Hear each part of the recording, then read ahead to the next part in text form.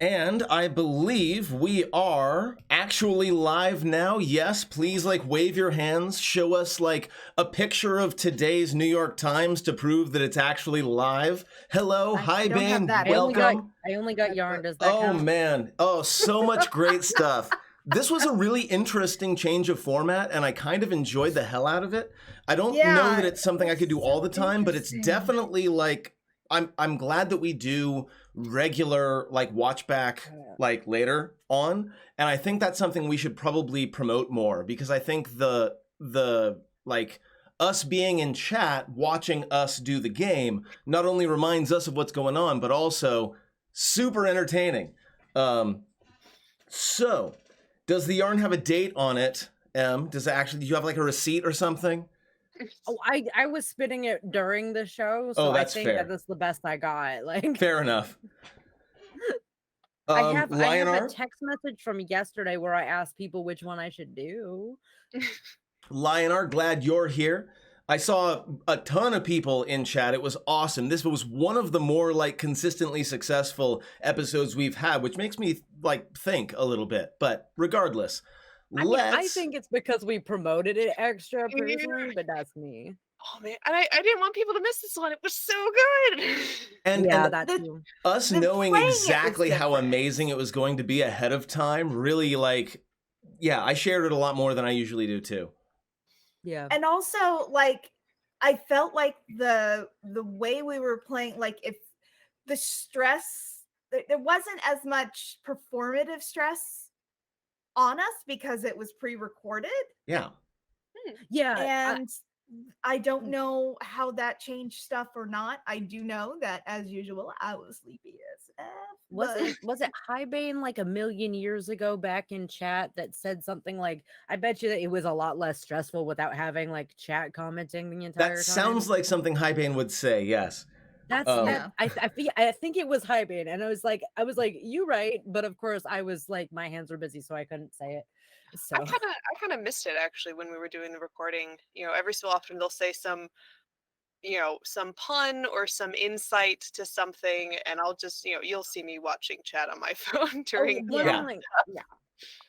I definitely prefer having all the time because I'm modding. I definitely prefer having the live interaction. I love the ideas that viewers come up with, but as an every now and then thing, this was pretty nice. I think that was really good.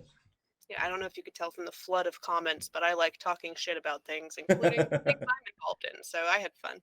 Well, I mean, so from an alternate perspective, I personally being autistic, ADHD, the fun shit. Having chat can be some form of a distraction, but Gail, to your point, the ability to talk shit without having to also be talking verbally at the same time, so much better personally. The amount of shit that I can talk about my characters or your lovely characters is significantly higher when I am not also trying to keep a face that says, no, I am definitely paying attention and not talking shit in chat. You're right, Lionar. Chat interaction did give us Kevin Bonewolf's name.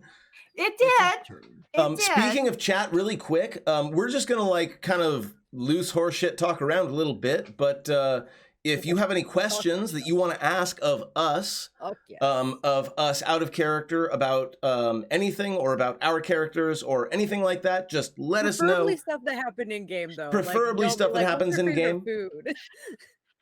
But yeah, just ask away. We will take those questions. We're just going to talk a little bit about what happened because it's been long enough that I'm really psyched about it again instead of just being exhausted like I was at the end of that session. Gail. I have a question for Jen/Kretha. Does she regret going off on that solo mission or not? God, she was so traumatized. Have a great one, Lionar. Sleep well. I don't know. I mean, catch the last few minutes. Regrets the scary stuff, but she did get a plush beholder out of it, and I'm not saying I'm making a pattern. That was definitely a thing. I can't wait till Kretha winds up and I don't think that scene's actually gonna be in the next show, but like a scene where Kretha is trying to tell like Calder and Echo about what happened. Oh, look, I might not have a character right now because like I'm currently doing the Skyrim character gen. Have you guys seen the meme where like the guy who's standing with the notebook just gets like more and more like I have seen Cthulhu right in front of me The longer because you the take. person keeps changing their gender and facial expression? I really think the best part was near the end when we were actually seeing what Xanathar's eye rays actually do. And we remembered that the eye ray that went after Kretha was green, and that was disintegration. And I went, Yes. Yeah. Yes, So that not was an only did she excellent have little the bit of dude- recognition. Yeah, not only did she have the dude get disintegrated in front of her and like have that scare, but also was like, wait a second, that was green. Flashes back to Right. yesterday. yeah, oh. Just like but on a different note, just like the sheer irony of okay, so everybody's fine except for whatever Jen's playing. Irony. No. So just many like, okay, eyes. so Calder dies, a Stinky dies, the Kretha dies. Like Echo went down. That was in Echo went down, yeah. the very first match. Oh god. Yeah, look, that arena was so every single campaign I've ever run has had a gladiatorial aspect to it at some point or another. Most of my campaigns actually start in an arena, but it's a trope that I'm very, very familiar with, and I really enjoyed the way you played it off, especially you, Gail, were very, very into making this just the absolute best show you could. Well, it's really fun to get to play a martial character and then really lean into like the flair of the martial characters, and like this was like the perfect setting for it. And it was really like just you because Calder was doing the spellcasting thing, right? So like he did end up motherfucker today. Yes, and I was about to get to that because holy shit, he just like straight up right through the chest like I want my father back, you son of a bitch, but not quite. Yeah. But not quite that, because he would rather his father was not actually around, but you get the idea. I want you to keep my name out of your mouth, you son of a bitch. Yes. Ooh, yes. And then like we got that right now we have that hint of like the Chevals are connected to Fae, and like they kind of still, even though it happened in the past, there's still a bit that's there and recognizes it, and the Red Wizard who's all the way in Waterdeep like recognized Calder. Like what the fuck is up with that? So all of the arena fights were made up by me. That was not from the module. I came up with that on my own with the help of M, who was extraordinarily helpful. They were the reason why things they were the reason why we did things in the order that we did, and I think it worked out really well that way. I think having the Shambling Mound fight first was a really good tone setter, especially with the couple of crits that took Echo from, this is a lot of fun times, to, oh, damn, this is actually a fight. The one benefit that I have with like living with a pro wrestler and actively learning how to write pro wrestling shows and potentially, doing creative, like wrestling creative work on the side. So yeah, one small benefit I have. Now, Jen, while they were doing this awesome, like super fighty kind of scene, you had a very, very different subplot this time really around. I was glad for it because like I've mentioned that I personally am not particularly fond of the tournament subtrope. Yes. And it was fun to listen to it and see everybody else act in it. But one, Kretha, for being a spy, is actually a really shitty actor.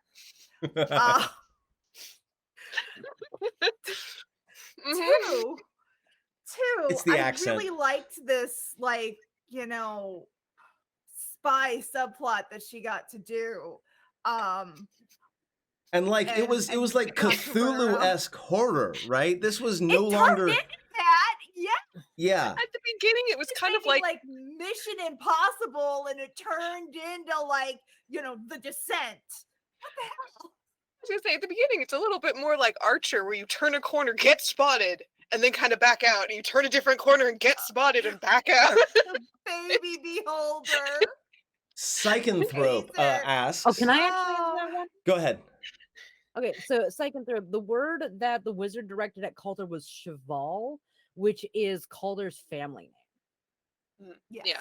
Calder's name is Calder Creed, but that's because he's technically His a name bastard. is Calder Cheval Creed, I think, if I remember correctly, because it's like hyphenated. He goes by a different name. He was a bastard son that was then legitimized and became an official Cheval. Yeah.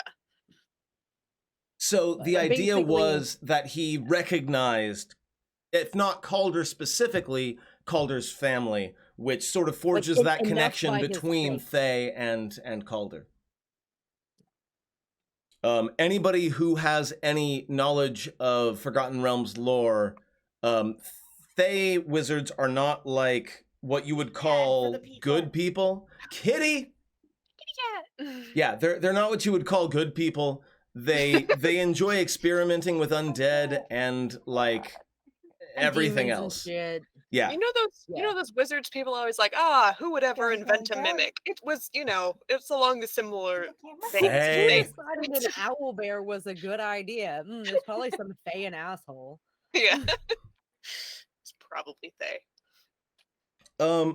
I want to know, how did you all feel these encounters were balanced?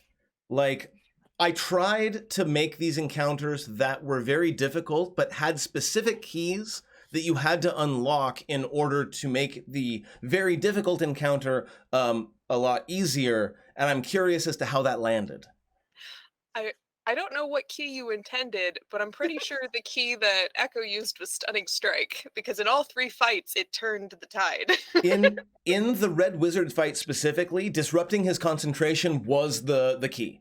Because without that, he had Counterspell, by the way. I just want to throw this out there. That wizard had Counterspell. He didn't use it because he felt like he was safe enough with the elemental active that he could conserve his spell slots and counterspell later if he needed to.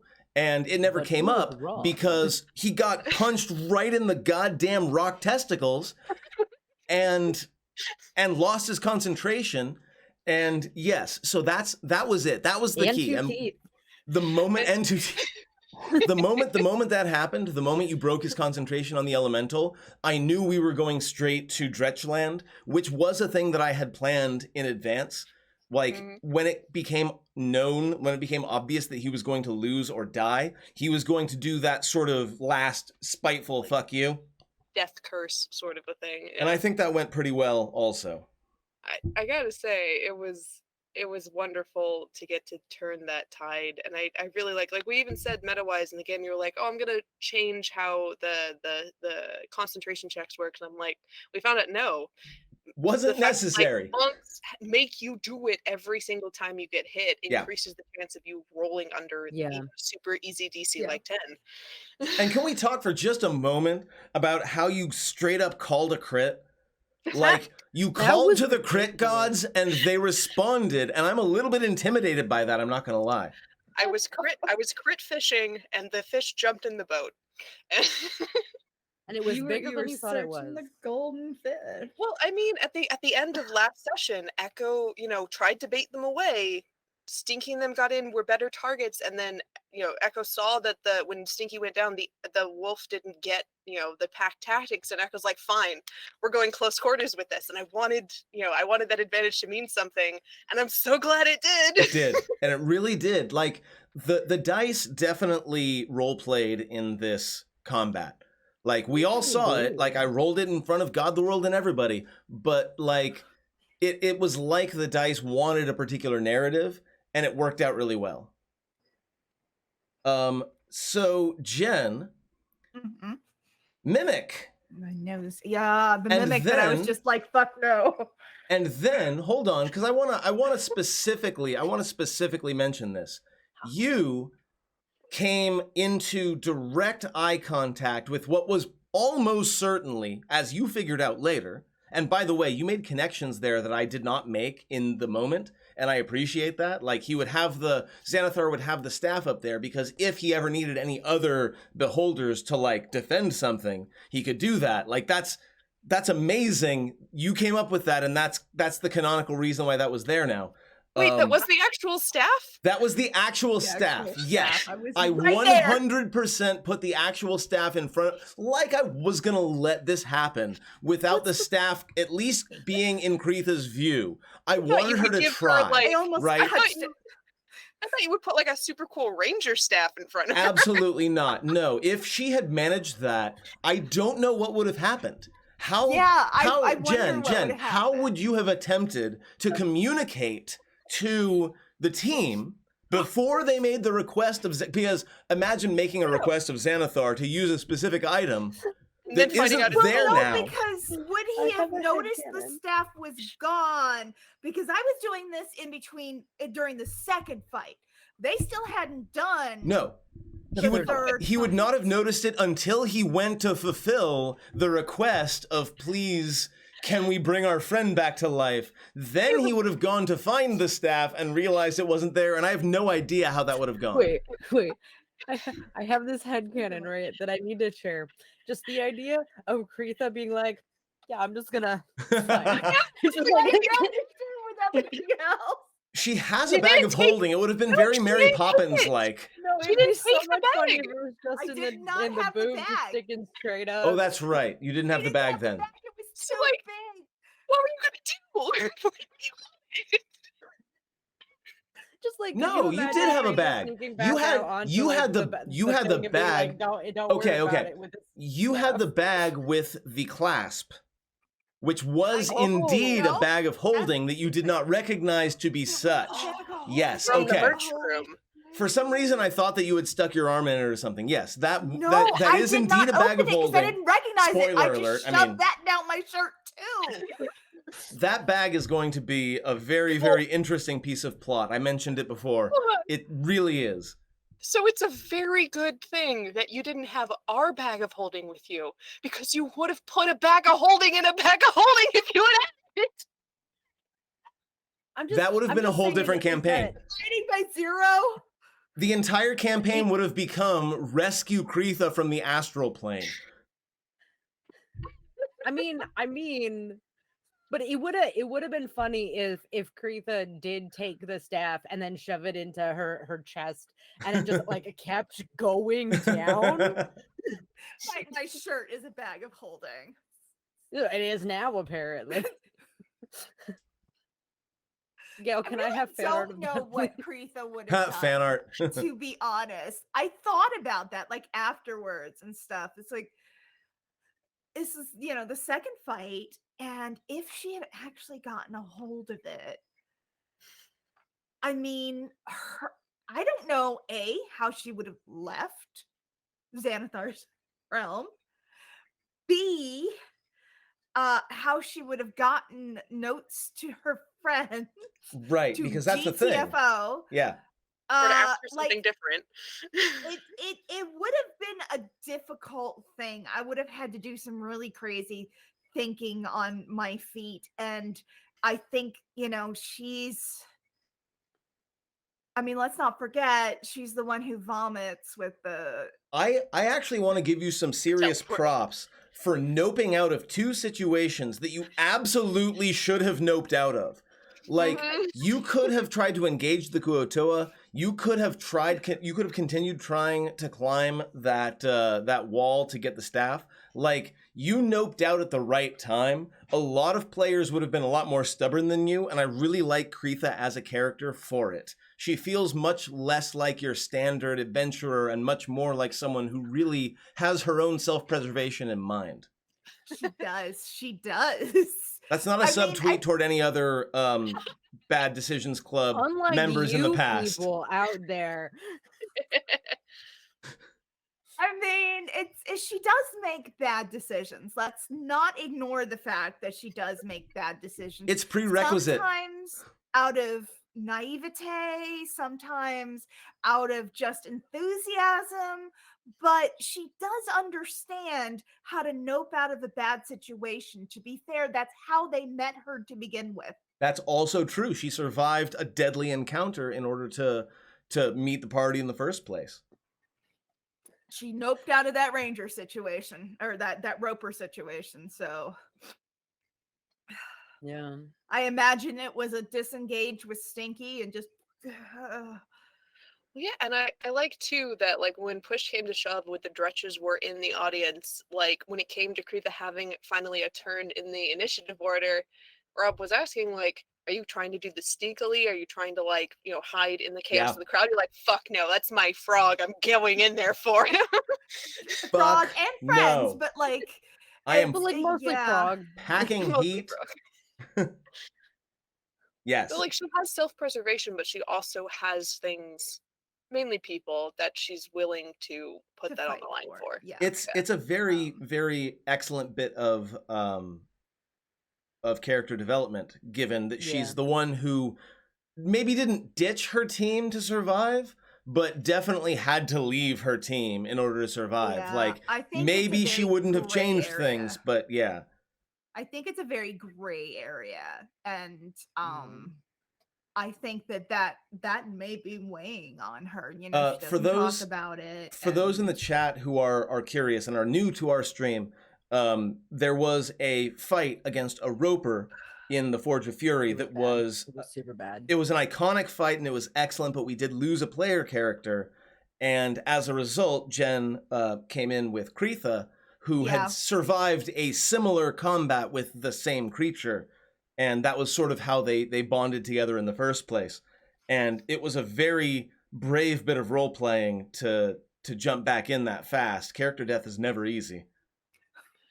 Well, and now we're getting to maybe the final payoff of that arc, because we have this, after this conversation, hopefully.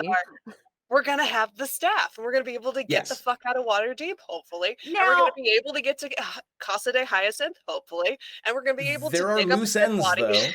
There are loose ends. One thing that we have to remember that I don't think that Calder remembers and Echo definitely doesn't know. Oh, the finger? Remember that Kretha stole the finger bone, because originally we were going to try and raise him right there. And, I'm assuming we're going to go back, and Kretha's going to be like, so I think this really depends on what level of spell the staff can cast. Because if it's just straight resurrection, we need the body. We need the whole body. We need as much as the body as we can. Yeah. Yeah. I'm not. Look. I'm just saying this will happen. We could have this, but instead you want it to be this. So, oh man, yeah. So what you're saying is I need to try and do sleight of hand where the bones are and just kind of throw. Just you could be like, we found this on the road. Maybe it works. Or you volunteer to be one of the ones that's digging up the coffin and then opening it, and you can just slip it right in. We're not to think about that. We're not going to speculate too deeply into the potential resurrection of Clarion, because I feel like there are spoilers in that general direction that we've talked about off of game. But no, we have not officially. I mean, nothing is decided until it happens on stream, right? Like, we know what we're hoping for. But I know what the general idea is. That she's still crawling around with that finger bone. I think it would be funny is if Clarion comes back, but he's just like, he has like just the skin flap but no bone on the inside of his finger. He's missing a finger. Now no. The finger is there. It's just like a flappy like part with no bone in it. Gross. I'm sure that'll grow back. That's not how the resurrection spell works, but maybe it does just for this. We'll see. So mad as a loot player. Yes. If that's his strumming hand, he doesn't need the pinky anyways. Here's a horrible thought, y'all. Oh no. A horrible thought. Mm-hmm. I was in the room with the Staff of Resurrection and I had Clarion's finger bone. That's true. But like, it's okay. Do? What if instead of just running away, I would have been like, maybe I can. It's fine. She can't actually attune to it. You need a cleric for that. I think. Okay, or a paladin. But the funny thing here, right, would be is if she did that, it went wrong, and one of the zombie Xanathars came back. Next closest target. Oh god. Man, there's some dark timelines that we did not go down. The multiverse is killing my characters. It'll be fine. Once I get out of character creation, I'm sure nothing bad will happen. Nothing bad will happen. So yes, as a quick spoiler, we will be skipping to, hey, you're out in Waterdeep and you've got the staff, but it's alone, right? You have to bring it back when you're done. Just go out. Okay. No, this is definitely going to be, and I'll mention this again in character, but like, yeah, no, this is alone. You take the staff, you resurrect who you need to resurrect, and you either hire a trusted courier or bring it back yourself, depending on how much you trust the trusted courier. So I have a question. Yeah. Is the staff of resurrection basically just a rod of resurrection, or is it a different item? From a meta perspective, yes, it's basically just the rod of resurrection. Because the rod has a chance, when you cast resurrection with it, of breaking. Oh, does it? Does it now, Gale? Is that a thing? My player, that might happen. Is that a possibility, Gale? Oh my mother! Is that a possibility? So much trouble. Hey, just out of curiosity, what's the percentage chance, Rob? I think it's only 10%, so I'm sure it'll be fine. It's a 1 out. If you roll a 1 like on a 80%. D20, if you roll a 1 on a D20, it breaks. Oh, it's a 5%. Okay, I'm sure it'll be fine. I'm sure it'll be fine. I'm sure it'll be fine.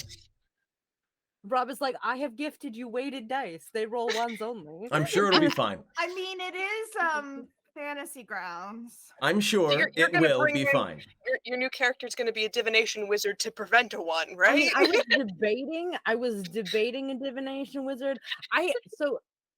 Folks, friends, all of you human beings and other in the chat. I have 372 different character concepts. All the time, and they are constantly being cycled. Not it out completely. Making characters and playing characters are 2 different hobbies. And I feel like M has the first, and only peripherally has the second. It's like buying crafting supplies and actually using them. Highbane knows what's up. I am attacked viciously in my own home by my friends on the eve of my daughter's wedding. Okay, you can on the make eve of my daughter's wedding. Process your trauma. See, the thing is, I don't necessarily make Hero Lab characters, except if I only make Hero Lab characters for the ones that I'm like actually intending to play. On an average day at my job, because I zone completely the fuck out, I make about 1 to 2 characters, sometimes as many as 5. Like you do. And that's full stat array.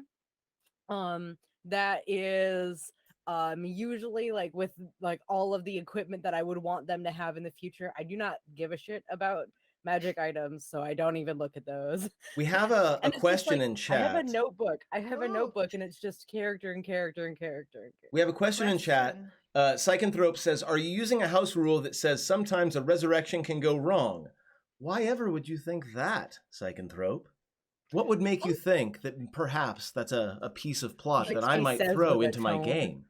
Like it brings back the wrong person, or it brings the right person back, but they come back wrong. Stay tuned. Spoilers.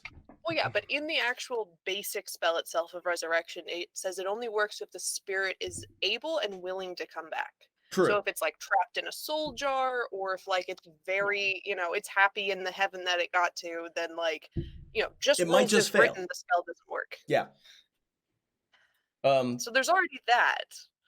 Yeah, there are lots of options, and we will see what is dramatically appropriate at the time. With that, let's see. We've been doing this for about 30 minutes. Let's go ahead and do we don't have to leave right after, but let's go ahead and do our what's the thing you had fun with and what's the other player character that you want to nod. And actually, because I'm thinking about it, before we do that, let's talk about level 7.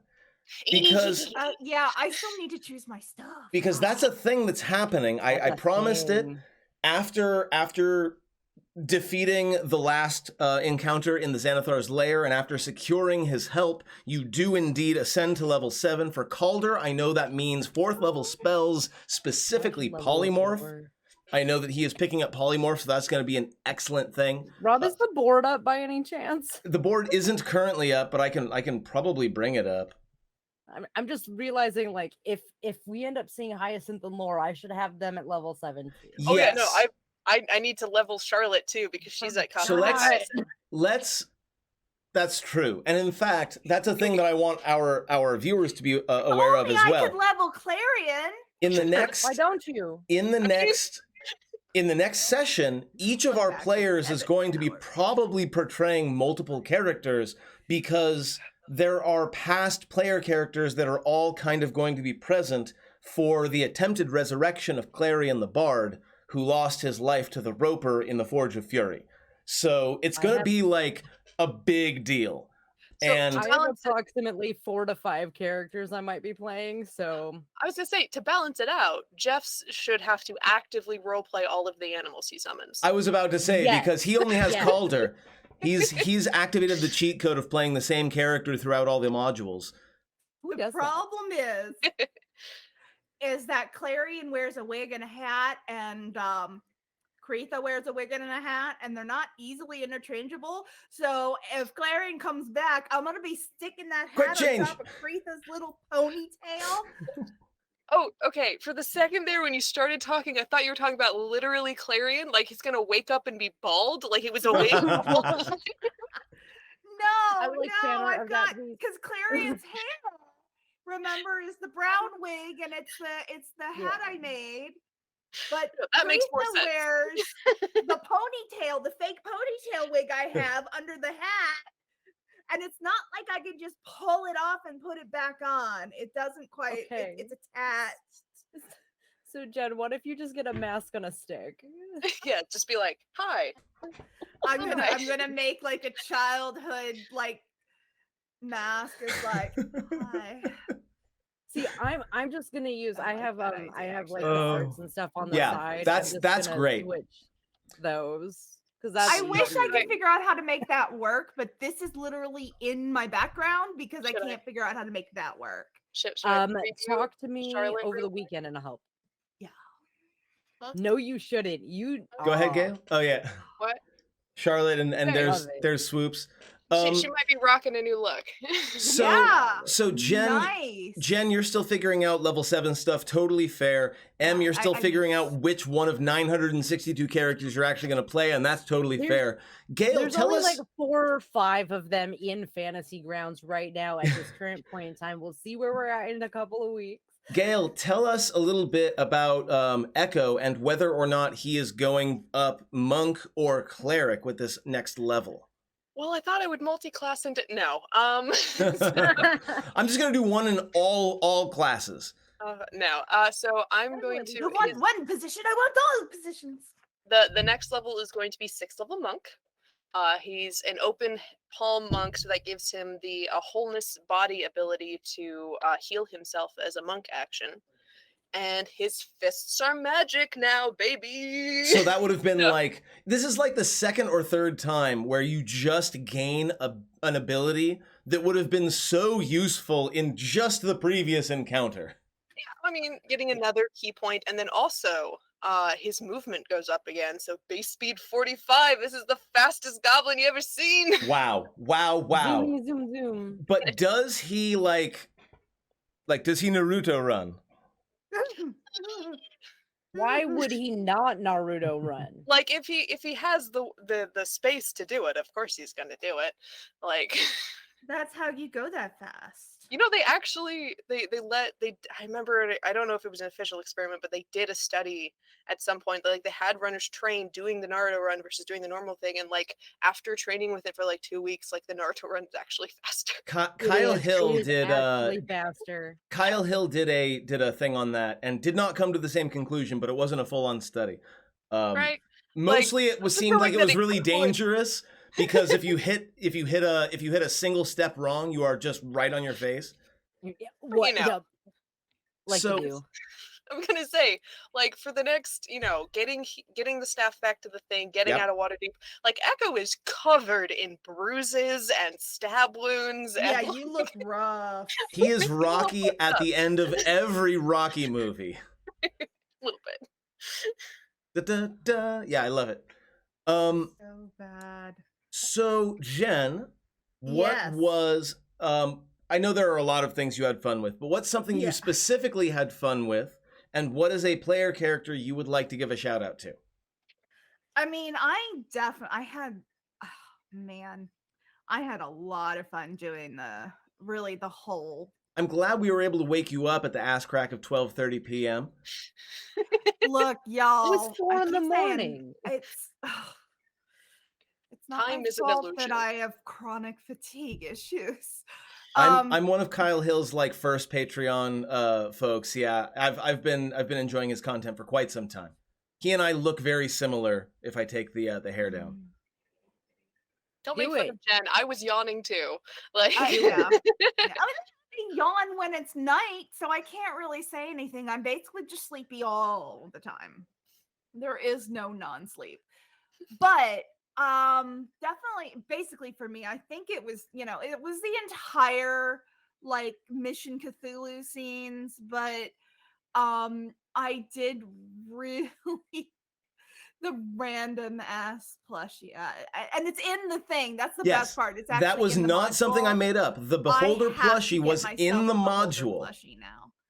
I can make myself a stinky plushie, but a Beholder has so many stalks. I just don't know. Jen, I'm not joking about making a pattern. If I can pull this off, I'm going to like set up a merch store for Bad Decisions Club, and I'm gonna fucking sell them. You heard it here, folks. Oh, right? so Like, it probably wouldn't be hard to do like a small, like, what is it? People already do octopus. Octopuses. Yeah, like with shape.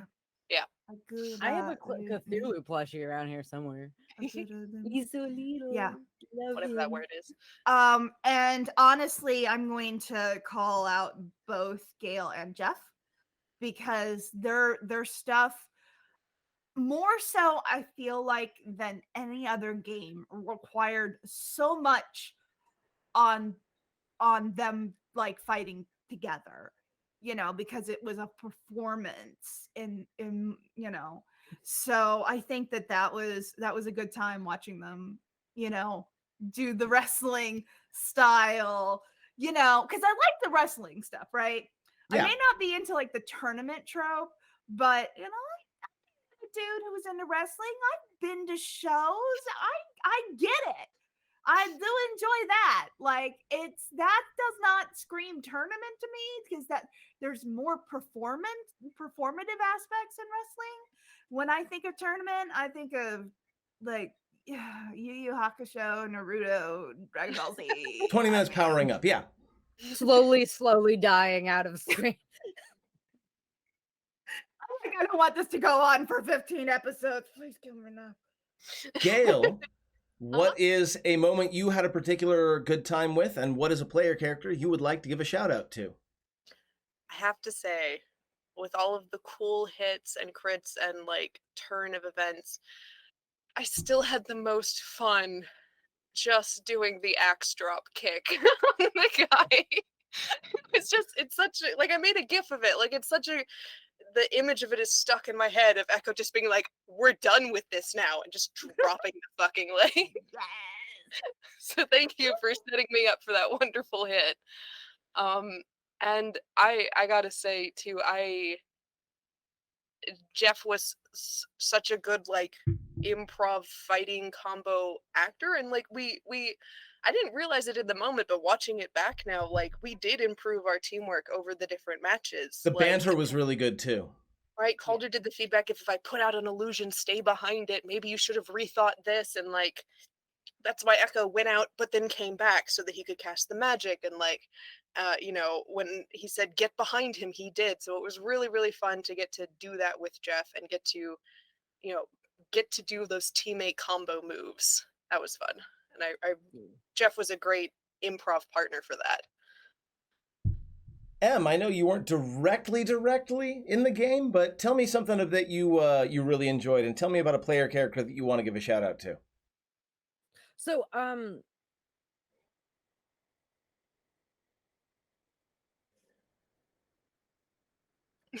spent most of 2020, 2021 being more or less obsessed with the Magnus Archives podcast. Mm-hmm. Okay. I have a big ass eyeball on my wall looking at me right now. I'm also completely phobic about shit going into my eye, but the fact that there was that many eyes was just like, yes, that is good. That is good. More of that, please. I am not making an eye tapestry right now, I promise. That's the next one. But like, oh my god, that entire like description was somewhere between please don't and yes. I know, right? It was really very good. It was very good. And I appreciated Kreetha's like opens the door and closes the door. Closes the door. It was just like, fuck that shit, I'm out. I'm out. And it was just very, very good. That moment with the video game characters, you light up the torch, and you see the giant monster, and you put the torch out. I always think Star Wars, where Han Solo like runs into the room full of stormtroopers and like just sort of stops and turns around, and yeah, same deal.